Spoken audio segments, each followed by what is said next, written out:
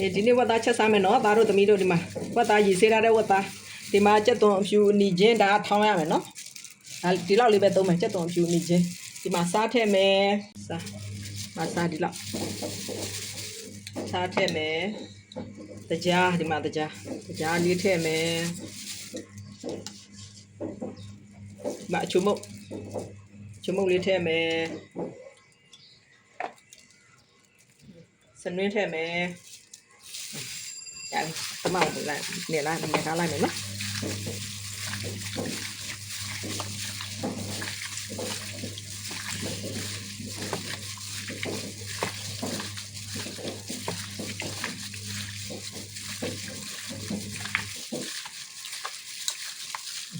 ကြပြီခဏလေးနှက်ထားလိုက်မယ်နော်ပြီးရင်အဲ့မှာကြက်သွန်ဖြူအနီချင်းထောင်းမယ်ဝတ်သားနှက်ထားတော့လေကဲကြက်သွန်ဖြူနီချင်းထောင်းပြီးပြီဆိုတော့ဆက်ချက်မယ်စီလေးထည့်မယ်နော်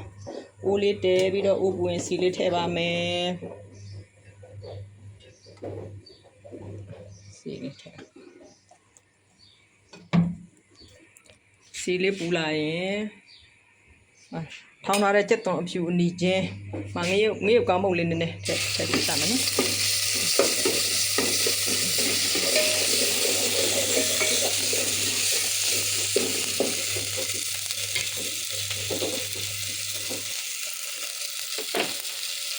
ကြားလေးနည်းနည်းထည့်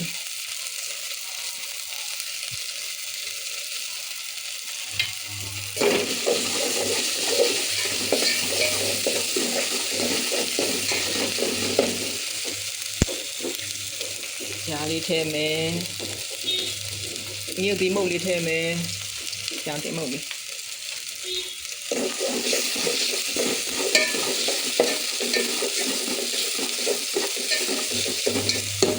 မွေးလာပြီစီချက်ကလေးတွေမွေးလာပြီဆိုရင်ဗာထည့်မလဲဆိုတော့မို့တို့မှာခုနတော့ကနေထားတဲ့ဝတ်သားလေးတွေရတာနေထားတဲ့ဝတ်သားလေးတွေထည့်မယ်နော်ဒီမှာဝတ်သား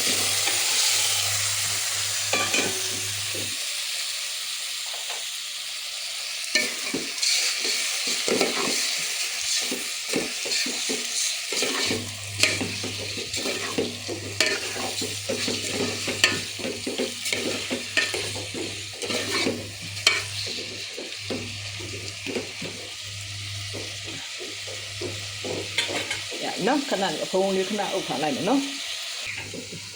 ဖုံးလေးအုပ်ထားလေ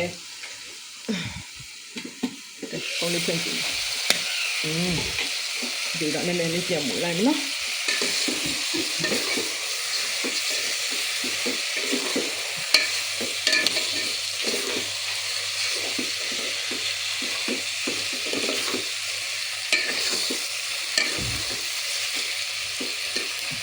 လုံးရည်လေးနည်းနည်းထည့်မယ်သူလား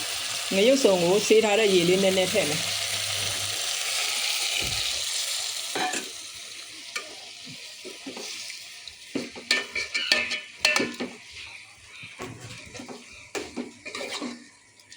တမောင်မွေးလိုက်မယ်